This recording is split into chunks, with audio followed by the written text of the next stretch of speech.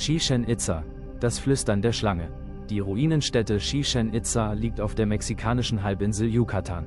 Die Geschichte der Wiederentdeckung von Chichén Itzá ist fast so spannend wie die Stadt selbst. Man muss jedoch unterscheiden. Für die einheimischen Maya war die Stadt nie wirklich weg. Sie geriet lediglich für den Rest der Welt in Vergessenheit, während der Dschungel sie mit einem grünen Schleier aus Lianen und Bäumen maskierte. Schon kurz nach der spanischen Eroberung besuchten Missionare wie Diego de Landa im 16. Jahrhundert die Ruinen. Er beschrieb die Pyramiden in seinen Chroniken, doch für Europa blieb der Ort ein ferner, fast fabelhafter Mythos. Die Ruinen verfielen weiter und wurden zu einem Geisterort inmitten unwegsamer Wildnis. Der eigentliche Moment der Wiederentdeckung für die westliche Welt war das Jahr 1841. Der US-Amerikaner John Lloyd Stephens und der britische Zeichner Frederick Catherwood drangen tief in den Dschungel vor. Catherwoods detailgetreue Zeichnungen zeigten der Welt zum ersten Mal, dass im Dschungel Amerikas eine Hochkultur existiert hatte, die es mit den Ägyptern aufnehmen konnte. Ab den 1920er Jahren begannen die großflächigen Ausgrabungen. Über den Baumwipfeln des Urwalds erhebt sich heute die monumentale Pyramide des Kukulkan, die wie ein versteinerter Gott aus dem Dschungel ragt. Dieses Bauwerk ist kein bloßes Relikt der Vergangenheit, sondern ein lebendiges Rätsel aus Stein. Zweimal im Jahr, zur Tag- und Nachtgleiche, geschieht das Unfassbare. Wenn die Sonne sinkt, kriecht ein präziser Schatten die Stufen hinab und formt den Körper einer riesigen Schlange. Es ist Kukulkan, die gefiederte Gottheit, die zur Erde herabsteigt. Doch die Magie ist nicht nur sichtbar, sie ist hörbar. Wer am Fuße der Treppe in die Hände klatscht, wird Zeuge eines akustischen Wunders. Das Echo, das von den 365 Stufen zurückgeworfen wird, imitiert exakt den Ruf des heiligen Quetzalvogels. Ein steinerner Tempel, der singen kann.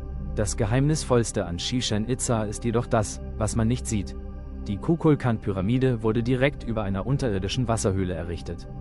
Die Stadt ruht also auf einem Labyrinth aus Wasser und Dunkelheit.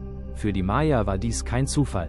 Die gesamte Stadt war ein Ankerpunkt, der Himmel, Erde und die wassergefüllte Unterwelt physisch miteinander verband. Chichén Itzá ist jedoch weit mehr als nur eine einzelne Pyramide. Es ist ein gigantisches, steinernes Uhrwerk, das darauf ausgelegt war, die Grenzen zwischen den Welten zu verwischen. Das Echo des Jaguars, der große Ballspielplatz.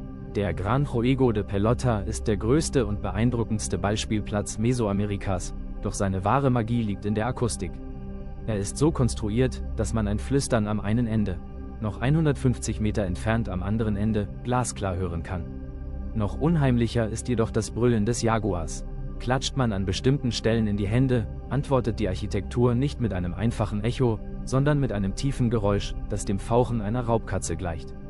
Für die Maya war dies die Stimme des Jaguars, des Wächters der Unterwelt, der die rituellen Spiele, bei denen es oft um Leben und Tod ging, kommentierte.